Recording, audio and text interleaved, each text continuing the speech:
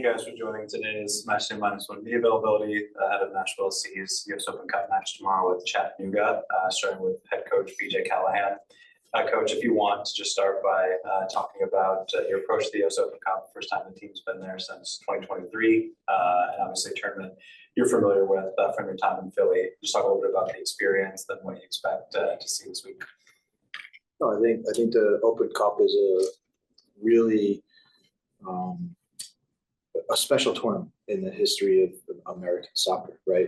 Being the oldest tournament that there is, the opportunity for any team and at any level to kind of participate and work their way through. And that's the beauty of our sport, is that everyone kind of gets that opportunity through this. So we view it as a really special opportunity for us to compete in the tournament. It's a tournament that we'll take seriously. One, because it's owed that level of respect. Two, we know that it's an opportunity to win a trophy. And as a club, you know, any trophy that we can compete for, we want to compete for it. And also that we know it's a vehicle to, you know, bigger tournaments as well that are, you know, aligned with, I would say, some of the larger, longer term visions of the club, to try to compete against some of the best in North America. So a lot of reasons for us to take it seriously and something that we are proud to compete in. Thanks, Coach. We'll start with Ben, and as always, go ahead. If you have them. BJ, there probably aren't a ton of other times where you get to play a team in state. Just what kind of opportunity is that for Nashville, who's still kind of trying to grow as a club and kind of expand the fan base? No, I think it's great. It's a great opportunity to play a team from in-state, and I think it's just a testament to, let's say, soccer in Tennessee, that we're able to support so many different levels of professional soccer.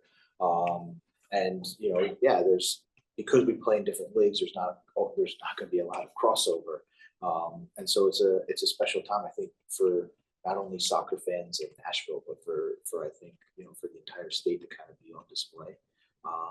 And again, I think we all have a responsibility to continue to grow the game, and this is a special, unique chance for, you know, all of us to kind of grow the game in Nashville, grow the game in the state. And obviously, you mentioned wanting to take the tournament seriously. At the same time, just a really busy schedule as it is, even without the US Open Cup. Without asking to give anything away for tomorrow, just what are you expecting in terms of like any rotation tomorrow? And do you even anticipate any guys from like Huntsville being involved, or is it strictly Nashville? Yeah, so I would say it's going to be strictly Nashville players. There'll definitely be rotation, not only because of the congestion now, but even there's a little bit of a tight window coming from Saturday to Tuesday instead of anytime Saturday to Wednesday. But again, I think the team that we're going to put out there is going to be a strong team, and a team that has had the opportunity now to prepare itself, you know, over 2 full days. So, you know, we're happy with the preparation that's gone in, and expect a performance that we have standards and expectations around here. And we expect the performance to be at that level. Yeah, BJ, when you were with the Philadelphia Union, you know, you reached the U.S. Open final 3 times in 5 years, and you know, I guess, what do you feel, you know, made those teams so successful in that U.S. Open Cup setting, and I guess what maybe parts of that do you think you can take here to your approach to the tournament now with Nashville? Yeah, I would say for us, it was, those groups were teams, and everyone played a role in it. And that's what you started to realize. Different guys were given different opportunities. And not only to play, but sometimes guys have to play different positions. And when you go 120 minutes and we go to PKs, like there's so many opportunities to make an impact to the group. And that's what you learn. You learn that any moment your number is called, you know, when they become knockout games, like the intensity goes up a little bit, the pressure goes up a little bit, and you can learn a lot about your group. And those shared experiences can be really a galvanizing effect and a catalyst to the rest of the team's season. So for us, you know, we expect the opportunity for guys to step up and put in good performances, but you really learn to competing through the Open Cup. You're everybody, how a true sense of a team. And what have you gotten to, you know, find out, know about the Red Wolves without obviously giving too much away? I guess what are you maybe expecting from them and their play style? Yeah, I mean, I think you see a team that's got a really clear identity, a really clear structure to the way that they play, which leads, which tells me that they're well coached, cohesive team unit, dangerous attacking guys. The guy Bentley up top's got a bunch of goals, and then you can see that regardless of the level of competition they faced in this Open Cup, they've risen to that challenge. Again, beating another in-state team and then going to play a USL championship team with Las Vegas and winning in penalties. So a team that's really battle tested in the tournament and has shown that they can go the distance and compete and win at the end. So, a team that we will not take lightly because they've had the opportunity to play some Open Cup games and to really pressure test themselves. And we're just entering the tournament now. So again, expect a real, I would say, physical, competitive game tomorrow. So in a game like this, BJ, because you know so little about a team, it's obviously not that like the rivals that you probably sometimes face twice a year in the MLS. How did the coach actually say, well, this is the way we're going to prepare against this team? Is it just what you want to do as a team, or how much of that input can you get to actually face it? Yeah, I mean, the good thing is, like, nowadays you can get video on everybody.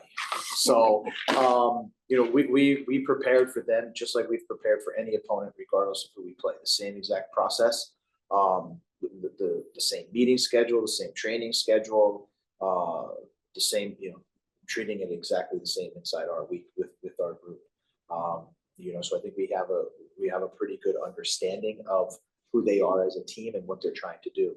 You are right that it may be from the individual standpoint, we might not know the players as well, but credit to them, they have a very consistent group, very consistent way of playing, and I think they're gonna be really good at what they do, and it's just a matter of us being prepared for that and being able to do what we do at an effective level. Is it fair to say then that winning a tournament like this, because of the amount of teams that play and the history behind all of it, is probably maybe it's just as hard as the MLS title? Yeah, I think we talk about winning any trophy is hard, right? Like, and it's an accomplishment either way. And so for us, like, we're about that. Like, we want to win trophies when they're presented. And that's I think a great goal to have. And this is an opportunity to do that. And the fact that it is a historical tournament is just a little extra special. We'll move to the Zoom and we'll go to Valère and then Nick. Hey, BJ, you mentioned that it's going to be a strictly Nashville squad. Now, we've seen teams rotate a little bit more with their second team in this competition of this round. What's the reason for kind of keeping it all Nashville for tomorrow? Yeah, I think we have great depth in the group already. And so, those guys for right now, I think they've been making, commitment the whole season, so they deserve the opportunity. So for us, it's about making, and also when we look at it, we want to continue to get these guys minutes and playing in meaningful competitions and meaningful games, because we know we're going to count on them not only in the month of May, but also all the way through the season, especially when we get to the dog days of summer. So the more that this group can play and be cohesive, I think it'll pay dividends for us. And as well, these guys deserve the opportunity to play. We're going to rely on our depth.